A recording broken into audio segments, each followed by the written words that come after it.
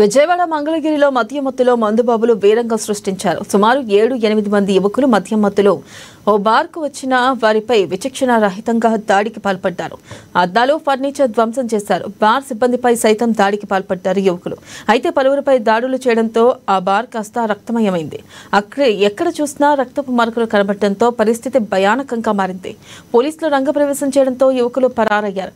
వీరంగం సృష్టించిన యువకులు నంబూరు ప్రాంతానికి చెందిన వారిగా పోలీసులు గుర్తించారు. కేసు నమోదు చేసుకున్న పోలీసులు దర్యాప్తు చేస్తున్నారు.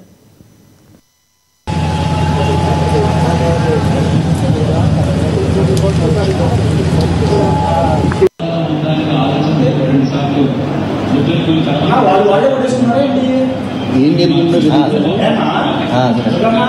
నేను ఇప్పుడే న్యూస్ వచ్చిందని వచ్చాను.